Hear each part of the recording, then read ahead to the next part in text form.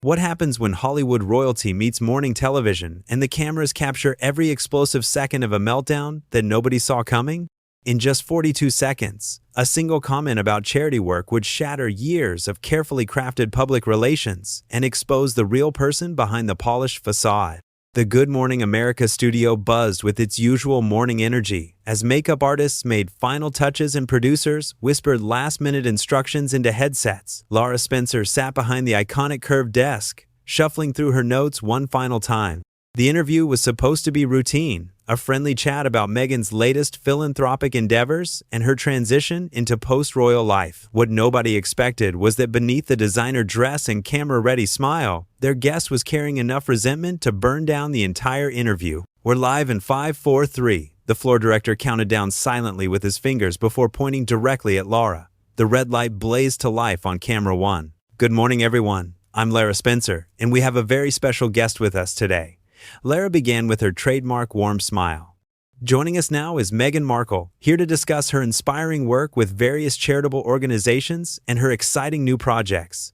Meghan, thank you so much for being here with us this morning. Meghan shifted slightly in her chair, her posture rigid despite the practiced smile. "Thank you for having me, Lara. It's wonderful to be here." Now, I have to say, your recent charity gala raised an impressive amount of money for children's literacy programs. Can you tell our viewers about what inspired you to focus on this particular cause? Well, Meghan paused, her fingers tightening almost imperceptibly around her coffee mug. Education has always been close to my heart. Growing up, I saw firsthand how access to books and reading programs can transform young lives. When I learned that so many children in underserved communities lack basic reading resources, I knew I had to do something meaningful about it. Lara nodded enthusiastically. "That's absolutely wonderful. And from what I understand, you've been working directly with local schools to implement these programs. Our research team found some interesting details about your involvement. Can you walk us through exactly how hands-on you've been with the day-to-day operations?" Something flickered across Meghan's face, so quick that viewers at home might have missed it, but Lara caught it immediately. The smile remained in place, but there was a new tension in Meghan's voice. "I've been very involved, of course. My team and I work closely with school administrators to identify needs and develop solutions. It's incredibly rewarding work." "Your team," Lara repeated, leaning forward slightly. "That's interesting because when we reached out to Roosevelt Elementary, one of the schools you mentioned in your press release, Principal Martinez told us something quite different. She said that while your foundation did provide funding, which was greatly appreciated, you personally had never actually visited the school or met with any of the teachers directly." The studio fell silent except for the quiet hum of cameras. Meghan's smile faltered for just a moment before snapping back into place, but her eyes had gone cold. "I think there might be some confusion there, Lara. I work with many schools, and sometimes the scheduling doesn't allow for personal visits, but that doesn't mean I'm not deeply invested in the outcomes." Of course, Lara said smoothly, but she wasn't backing down. "And that's completely understandable with your busy schedule. But it does raise an interesting question about celebrity philanthropy in general. How do you ensure that your charitable work goes beyond just writing checks? How do you stay connected to the actual impact?" Meghan's jaw tightened almost imperceptibly. "I'm sorry, but I think you're mischaracterizing my involvement. I don't just write checks, Lara. I'm personally committed to every single cause I support." "I'm not trying to mischaracterize anything," Lara replied calmly, her journalist instincts fully engaged now. "I'm simply trying to understand the difference between what your publicity materials claim and what the people on the ground are telling us." For instance, the literacy program coordinator at Lincoln Middle School mentioned that all communication has been handled through your publicist's office and that she's never spoken directly with you about the specific needs of the students. The temperature in the studio seemed to drop 10 degrees. Meghan's media training was clearly battling with her rising frustration, and the cracks were starting to show. "Lara, I have to say I'm surprised by this line of questioning. I came here to discuss the positive impact we're making in these communities, not to be interrogated about administrative details. And we absolutely want to hear about that positive impact," Lara responded, her voice remaining steady and professional. "But our viewers deserve to know the full picture when public figures ask for their support and donations. Transparency matters, especially in charitable work." Meghan set her coffee mug down with slightly more force than necessary, the sound echoing through the quiet studio. "I've been completely transparent about my work. If you had done proper research instead of relying on second-hand accounts, you'd know that. The accusation hung in the air like smoke. Lara's expression didn't change, but everyone in the studio could feel the shift. This was no longer a friendly morning chat. "Our research team is quite thorough, actually," Lara said evenly. "We reached out to 5 different schools and organizations mentioned in your recent press materials. The pattern was consistent across all of them. Generous financial contributions, which are absolutely meaningful and appreciated, but minimal direct personal involvement from you specifically." "That's absolutely ridiculous," Meghan snapped, her composure finally cracking. "I don't know who you've been talking to, but they clearly don't understand how charitable work operates at this level.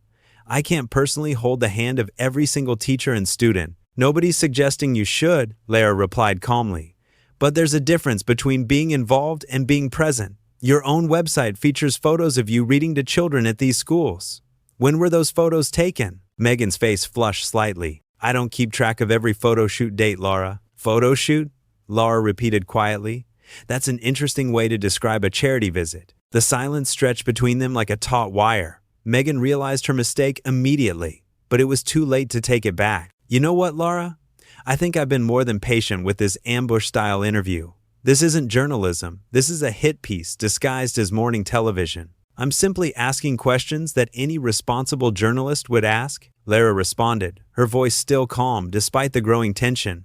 "When someone builds their public brand around charitable work and asks others to support these causes, the public has a right to know how their donations are being used and whether the celebrity involvement is genuine or just for publicity." Meghan's hands were visibly shaking now. Whether from anger or nerves, it was impossible to tell.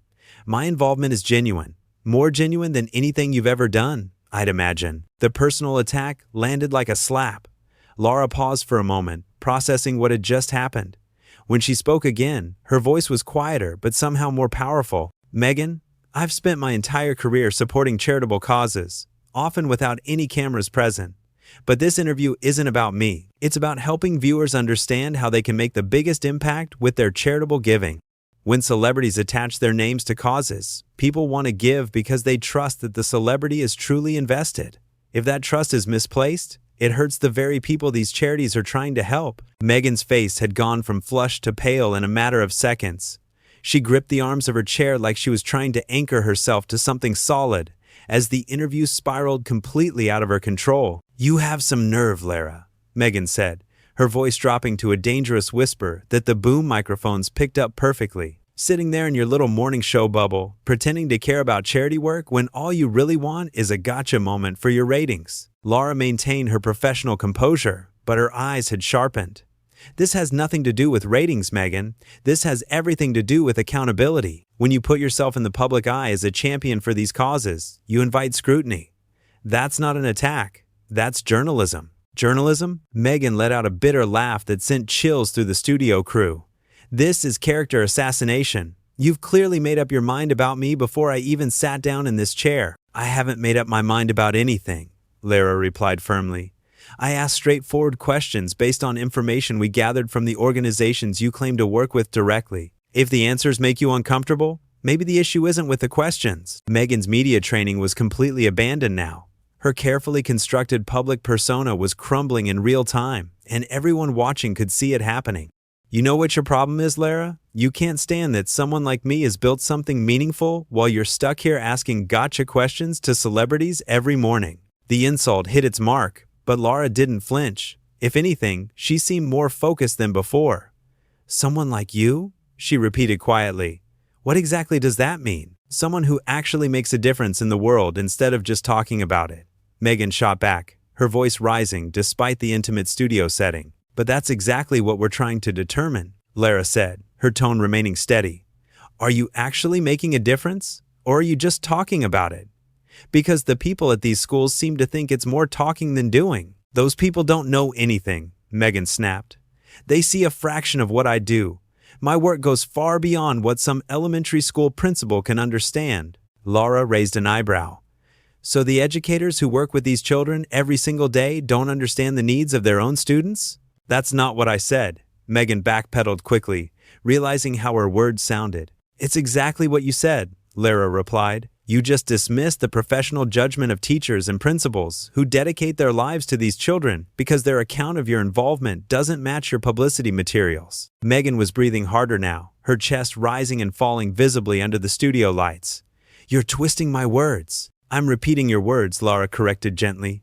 Verbatim. This is insane, Meghan muttered, looking around the studio as if searching for an escape route. I came here to promote literacy programs, and you've turned it into some kind of inquisition. You came here to promote yourself, Lara said quietly, and the words landed like a physical blow. The literacy programs were just the vehicle. The accusation hung in the air between them. Meghan's mouth opened and closed several times before any sound came out. How dare you, she finally whispered. How dare you question my motives when you don't know anything about what I've been through or what I've sacrificed to help these children? Then tell me, Lara said, leaning forward slightly. Tell our viewers exactly what you've sacrificed. Tell them about the long hours you've spent in these classrooms, the relationships you've built with these teachers, the individual students whose lives you've changed through direct personal involvement. Give me specifics. Meghan's eyes darted around the studio again. She was trapped, and she knew it.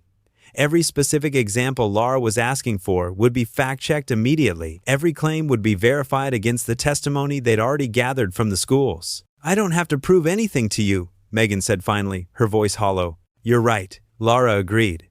You don't have to prove anything to me, but you do have to prove it to the people who donate their hard-earned money because they believe in the work you claim to be doing. I am doing the work, Meghan exploded, her voice echoing through the studio. Just because I don't hold photo ops at every single school doesn't mean I'm not making a difference. Photo ops. Lara repeated again, her voice deadly calm. There's that phrase again. Meghan realized her second mistake immediately. Her face crumpled as she understood that she'd just admitted exactly what Lara had been suggesting all along. You're putting words in my mouth, she said desperately. I'm not putting anything anywhere, Lara replied. You've used that phrase twice now. Photo ops. Is that how you see your charitable work? As photo opportunities? Stop it, Meghan said, her voice cracking.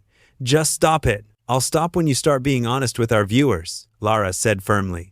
They deserve to know whether their donations are going to genuine charitable work or subsidizing celebrity publicity campaigns. My work is genuine, Meghan shouted, loud enough that the sound engineers had to adjust their levels. More genuine than anything you've ever done, sitting behind this desk, asking softball questions to cooking show hosts and boy band members. The studio fell completely silent. Even the camera operators stopped moving. Lara sat perfectly still for a long moment, processing the full scope of what had just happened. Meghan, she said finally, her voice quieter than it had been all morning. You just insulted every single guest who has ever sat in that chair, many of whom do extraordinary charitable work without any publicity at all. You've insulted the teachers and principals who work tirelessly for children in underserved communities. And you've insulted our viewers who tune in every morning because they trust us to ask the questions that matter. Meghan's eyes filled with tears, but they looked more like tears of rage than remorse. I didn't insult anyone. I'm defending myself against an unprovoked attack. Asking you to substantiate your public claims about charitable work isn't an attack, Lara said steadily. It's basic journalism, and your response to those questions has been more revealing than any answer you could have given. What is that supposed to mean? Meghan demanded. It means that someone who is genuinely doing the work you claim to be doing would have responded with specific examples. Heartwarming stories about individual children you've helped, detailed descriptions of programs you've personally implemented. Instead, you've responded with attacks on the credibility of the educators, attacks on the validity of the questions, and attacks on me personally. Meghan was shaking visibly now. Because your questions are biased and your research is flawed. Our research came directly from the people who run the programs you take credit for, Lara replied. If their accounts are flawed, then perhaps the issue is with the programs themselves, not with our reporting. There's nothing wrong with my programs, Meghan snapped. Your programs? Lara caught the slip immediately. I thought these were established school programs that you were supporting, not programs you created yourself. Meghan's face went white. She'd painted herself into another corner with her own words. I meant the programs I support, she said weakly. But you said your programs, Lara pressed gently, which suggests a level of ownership and control that doesn't match what the schools are telling us. Stop twisting everything I say, Meghan cried out, her composure completely shattered now. I'm not twisting anything, Lara said, her voice carrying the weight of years of journalistic experience. I'm holding you accountable for your own words. And right now, your words are painting a very different picture than the one in your press releases." Meghan looked around the studio desperately, her eyes wild. The professional lighting that was meant to make guests look their best now seemed harsh and unforgiving, highlighting every crack in her facade. "Where is your producer? This interview is over. The interview ends when we've covered the topics we promised our viewers we'd discuss," Lara replied calmly. "We still haven't heard any specific examples of your direct involvement with these literacy programs." "I don't owe you specifics," Meghan shouted, standing up abruptly. Her microphone pack, still clipped to her dress, yanked against the wire and sent feedback screeching through the studio monitors. The audio technician quickly adjusted the levels while Lara remained seated, looking up at her guest with a mixture of professional concern and unwavering determination. "You're right," Lara said quietly. "You don't owe me anything. But you do owe something to the children whose stories you've been telling to raise money. You owe something to the donors who believe their contributions are supporting genuine charitable work. How dare you lecture me about what I owe to anyone?" Meghan's voice was shaking with fury now. "You sit here in your comfortable studio making judgments about work you could never understand." "Then help me understand," Lara said, still speaking calmly despite the chaos erupting around her. "Tell me about one child whose life you've personally touched through this work. Give me one story that shows your direct involvement." Meghan's mouth opened and closed several times. The silence stretched on so long that the director in the control room started making frantic hand signals to the floor manager. Meghan started, then stopped. "There are privacy concerns. I can't just share personal stories about children on television." "Of course," Lara nodded. "Privacy is important. You could share details without names. You could tell us about a moment when you were working directly with a student and saw them have a breakthrough with reading. You could describe what it felt like to watch a child discover the joy of books through a program you were personally involved in creating." Another long silence. Meghan's face was cycling through emotions so quickly it was dizzying to watch. Anger, fear, frustration, and something that looked suspiciously like panic. "This is ridiculous," she said finally. "I shouldn't have to perform for your cameras to prove my commitment to helping children." "Nobody asked you to perform," Lara replied. "I asked you to share your experience. There's a difference between performing and speaking authentically about work that matters to you." "Everything I do matters to me," Meghan exploded. "Every single cause I support, every dollar I help raise, every event I attend. You have no right to question my authenticity." "I have every right to question claims made in public forums," Lara said firmly, "and more importantly, our viewers have every right to hear those questions asked. When someone builds their public brand around charitable work and solicits donations based on that brand, transparency isn't optional." Meghan was pacing now, as much as the small interview area would allow. Her hands were gesturing wildly, and her voice kept rising despite the intimate setting. "Transparency? You want transparency? Fine, I'll give you transparency. I raise more money for charity in one gala than you probably make in a year. I bring attention to causes that would otherwise be ignored. I use my platform to shine light on issues that desperately need visibility. That's worth more than sitting in some classroom reading picture books to kindergartners." The admission hit the studio like a bomb. Every crew member stopped what they were doing. Lara sat perfectly still, letting the words hang in the air. "So you admit that you don't actually work directly with the children?" Lara said quietly. Meghan realized what she'd just said. Her face went from red to white to gray in the span of seconds. I didn't mean. You said that your fundraising and publicity work is worth more than direct interaction with the children these programs are supposed to serve," Lara continued, her voice steady and clear. "You just told our viewers that you consider yourself above the actual work of helping kids learn to read." "I never said I was above anything," Meghan cried, but her voice lacked conviction now. "Reading picture books to kindergartners?" Lara repeated Meghan's exact words. "That's how you describe the fundamental work these literacy programs do, with dismissal and contempt." "I was making a point about different types of contribution," Meghan said desperately. "What point exactly?" Lara asked. "That raising money is more important than the actual education of children? That publicity is more valuable than literacy? That your time is too precious to spend with the students you claim to serve?" "Stop putting words in my mouth," Meghan screamed, loud enough that security personnel outside the studio looked up from their monitors. "I'm quoting your words exactly," Lara said, her voice cutting through the hysteria with surgical precision. "Your words, your attitude, your priorities. all laid bare for everyone to see. Meghan was hyperventilating now, her breath coming in short gasps. This is an ambush. This whole thing was designed to make me look bad. The only thing that's made you look bad is your own responses to basic questions about your charitable work, Lara replied. Questions that someone genuinely committed to these causes would have answered with joy and specifics. I am committed, Meghan sobbed, tears streaming down her face now, ruining her carefully applied makeup. I've given everything to help these kids. What have you given? Lara asked gently, but persistently. Because, based on everything you've said this morning, it sounds like you've given money and publicity appearances. Both valuable, but not everything. Not your time, not your personal attention, not your direct involvement in the actual work of teaching children to read. Money and publicity save lives, Meghan shouted through her tears. They can, Lara agreed, but they're not substitutes for the human connection that these children need. And when you build your public image around claims of personal involvement that don't exist, you're betraying the trust of everyone who supports these causes because they believe in your version of the story. Meghan was shaking uncontrollably now. I want this interview stopped. Right now. Turn off the cameras. We're live television, Meghan, Lara said softly. We can't just turn off the cameras because you don't like the questions. Then I'm leaving, Meghan declared, starting to fumble with her microphone pack. You're absolutely free to leave, Lara said calmly. But walking away from these questions on live television will tell our viewers everything they need to know about your commitment to transparency and accountability. Meghan froze, her hands still tangled in the microphone wires. She looked trapped, cornered, completely out of options. The makeup artist who had so carefully prepared her for the cameras would not recognize the disheveled, tear-stained, panic-stricken person standing in the studio now. This isn't fair, she whispered, her voice broken. What's not fair, Lara replied with quiet authority, is using the names and faces of children in poverty to build your personal brand, while contributing nothing more than money and photo opportunities to their actual education.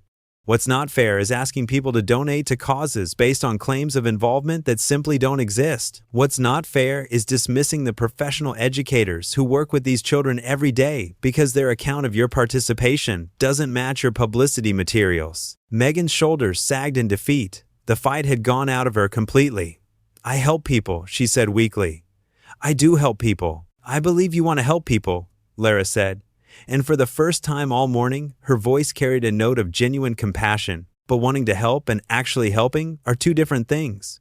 And claiming credit for work you haven't done doesn't help anyone. The studio fell silent, except for the quiet hum of equipment and Meghan's ragged breathing.